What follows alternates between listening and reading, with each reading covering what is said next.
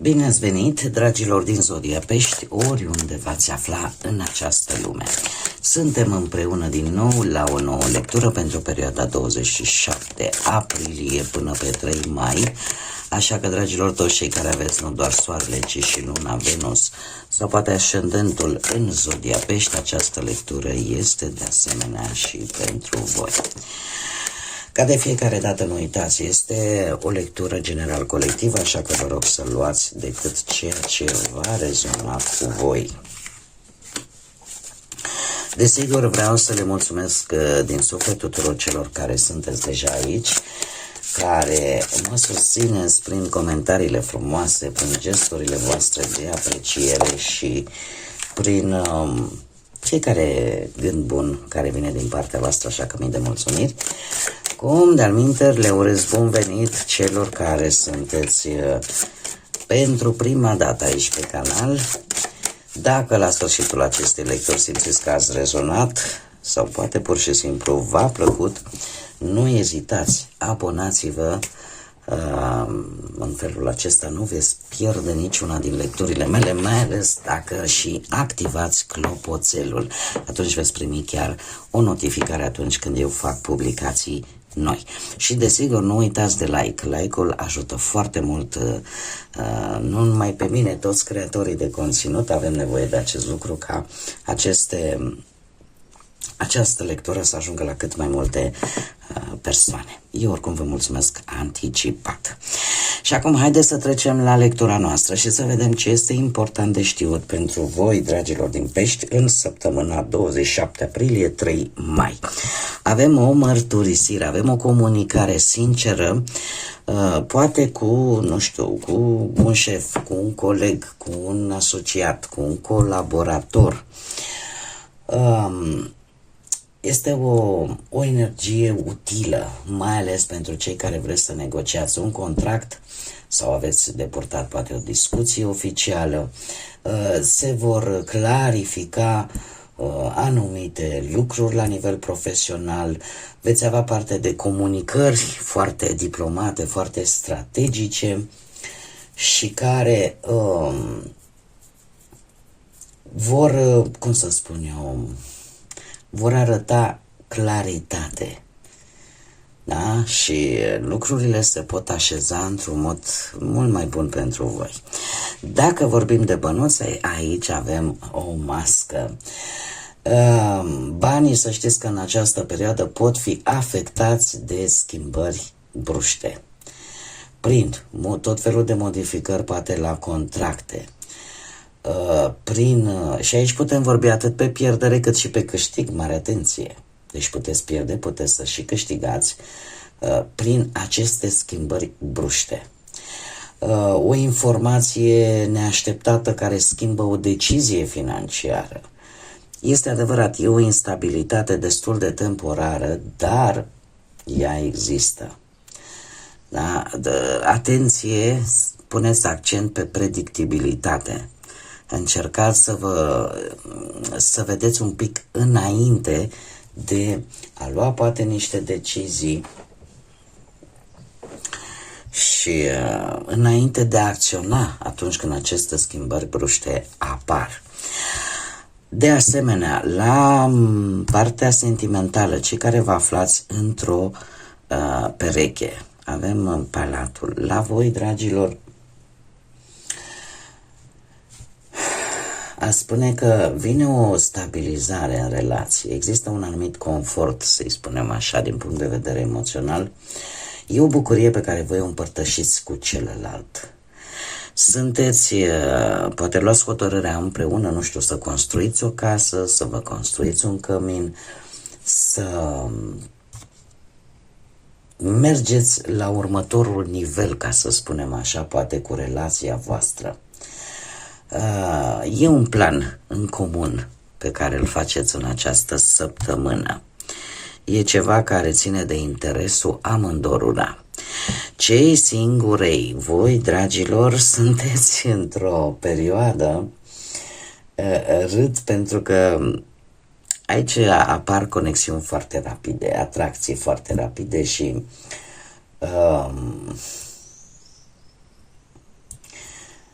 sunteți așa, mai neobișnuiți, mai rapizi, cei singurei. Cunoașteți persoane mai altfel decât până acum și nu știu, lucruri care se desfășoară în general, legături care se desfășoară în general foarte rapid și cu persoane total diferite față de ce ați cunoscut până acum.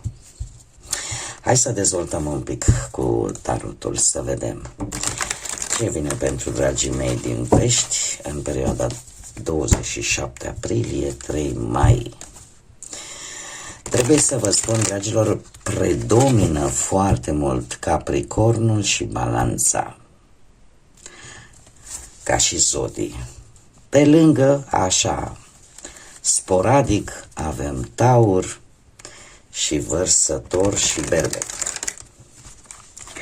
Dar predomină foarte mult energia capricorniană și energia Balanței, zodii de apă și aer. De apă, îmi cer scuze, de pământ și aer.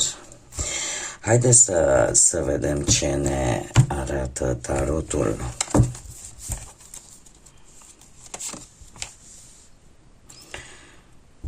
Și comunicarea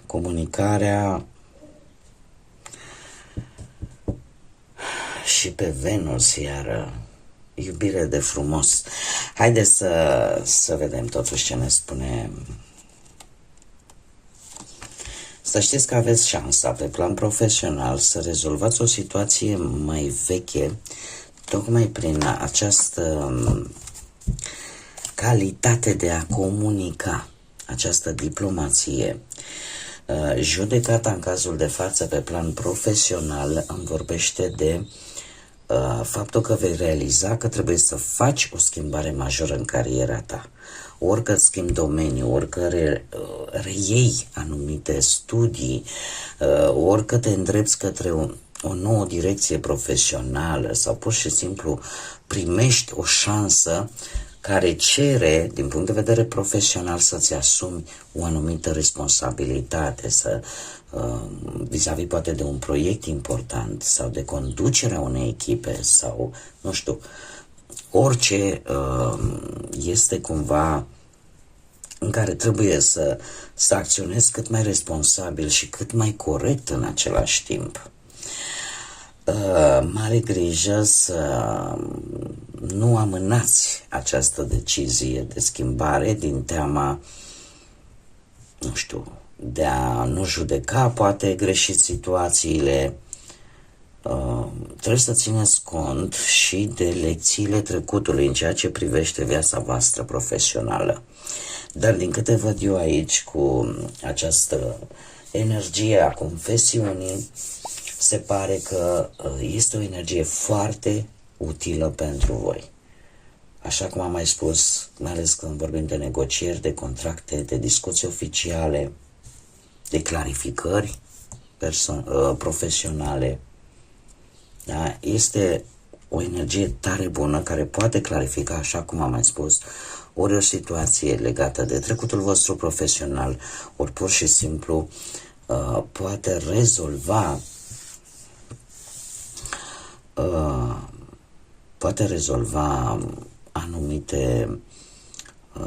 anumite situații legate de cariera voastră profesională și să o direcționeze către ceva nou, către ceva benefic pentru voi. Pe partea bănuților, așa cum am văzut, avem împărăteasa zodia Taur de data aceasta. Împărăteasa vine cu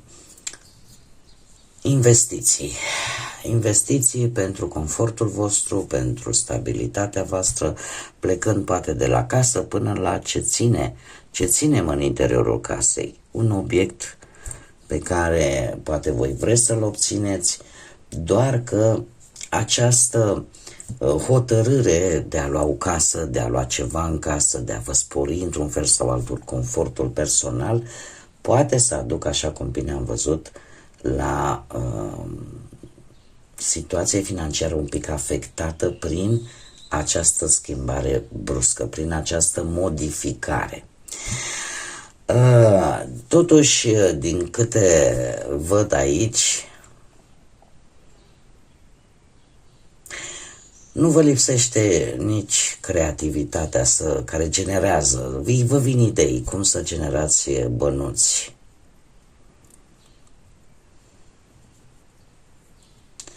Voi sunteți, probabil că aveți în plan o mică escapadă, vreo vacanță, vreun hobby.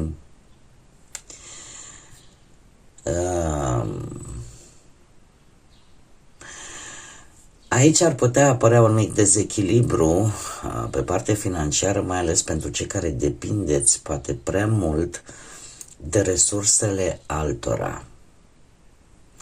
Și să nu fiți voi complet independenți, să fiți voi decât pe banii voștri. Aici, într-adevăr, poate apărea o situație nu tocmai plăcută.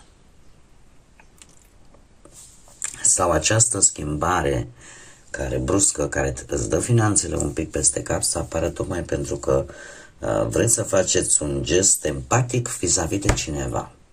Să cheltuiți cumva pentru alții, neținând cont de situația voastră până la urmă. Da? Și aici ar putea să fie. Dar, nu știu, tind să cred că toate aceste schimbări bruște, cum am mai spus, poate să vă aducă și mici câștiguri, dar și pierderi.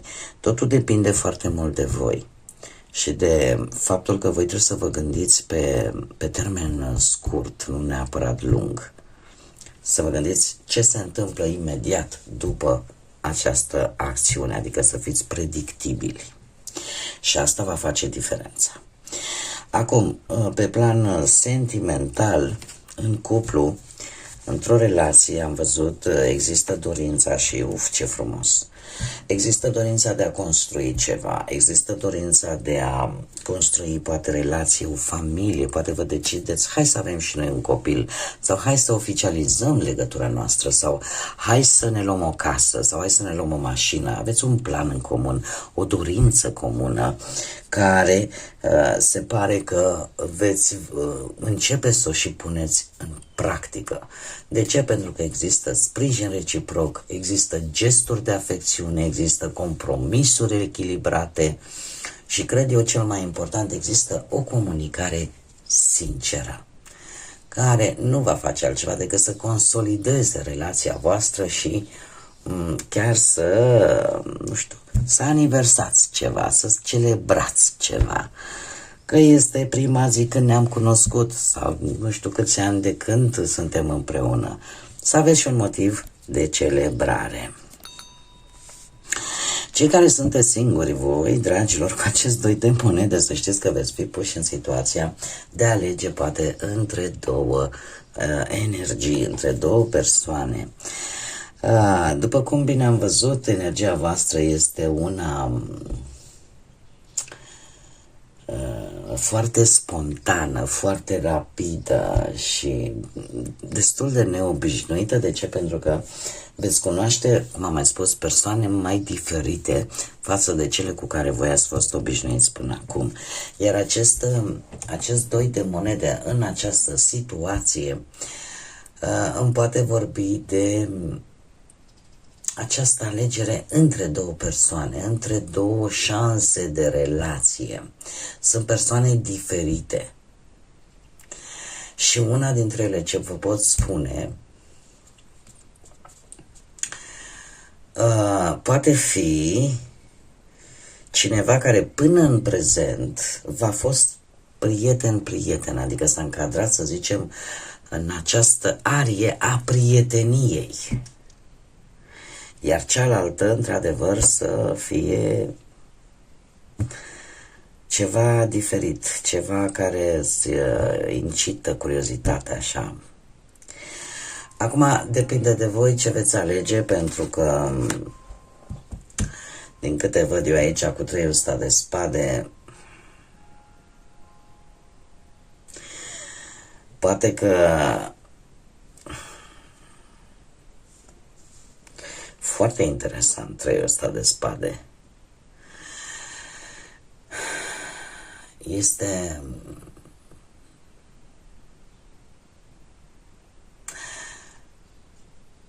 există poate un eveniment în această săptămână în care anumite cuvinte să vă doară. Poate să apară în orice context. Dar e aici ceva care vă va dezamăgi. Dat fiind și restul de cărți, într-adevăr, nu este o dezamăgire foarte, foarte mare, dar există. Este ceva care pe voi vă macină intern, ca să zic așa, cu treiul ăsta de spade. Poate o dezamăgire, poate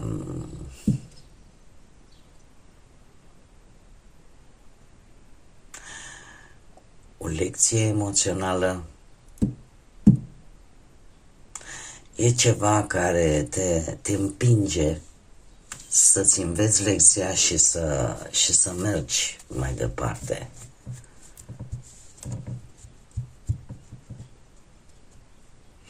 Mai degrabă aș spune că ar putea fi pe partea asta ori a banilor,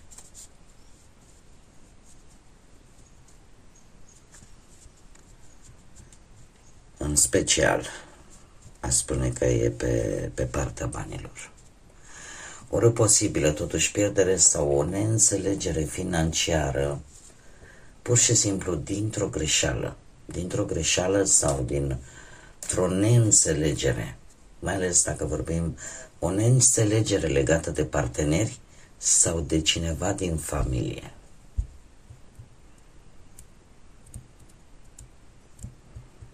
Aici aș vedea o poziționată. Și, de asemenea, această surpriză aș vedea o poziționată chiar și pentru cei singuri. În situația în care cei singuri pot fi foarte ușor dezamăgiți. De ce? Poate că încă există acolo în sufletelul vostru un dor față de cineva. Și chiar dacă veți fi puși în situația de a alege, totuși există o alegere și în sufletul vostru pe care nu o spuneți, pe care nu o arătați, dar care vă macină. Că e o durere din trecut, că e o dezamăgire recentă, e ceva care încă te afectează. Așa că, sau poate unii dintre voi sunteți încă în acel proces de vindecare sufletească. Haideți să vedem care este mesajul important pentru voi, dragilor din Pești, în perioada 27.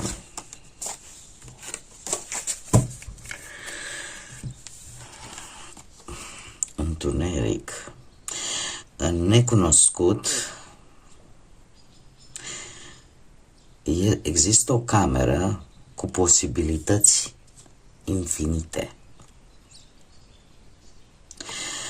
Este un îndemn de a ieși din ambiguitate, de a ieși dintr-o stare de incertitudine și de multe ori teama de necunoscut nu ne sperie, ca și teama de întuneric. Doar că odată ce când ne aflăm în situații în care nu știm ce va urma, nu știm ce va veni, de fapt suntem puși în situația în care ne dăm seama că există posibilități infinite, că orice se poate întâmpla, atât bun cât și rău. Dar până la urmă, nu, așa este și viața. Încercăm să ne adaptăm din mers, sunt situații, sunt momente în viață și vedem bine acest lucru și la nivel global, în care parcă nu mai putem să ne planificăm de azi pe mâine, nu mai zic să ne planificăm de azi până săptămâna viitoare sau luna viitoare. Este într-adevăr o perioadă și la voi de incertitudine, poate vis-a-vis de o anumită situație, dar pe care n-ar trebui să o vedeți neapărat ca pe ceva unde tu nu mai găsești soluții. Cred că este probabil mai indicat, e un mesaj care indică de fapt să te adaptezi din mers, să nu te focusezi decât gata, dacă nu știu ce o să vină, o să te gândești numai la rău.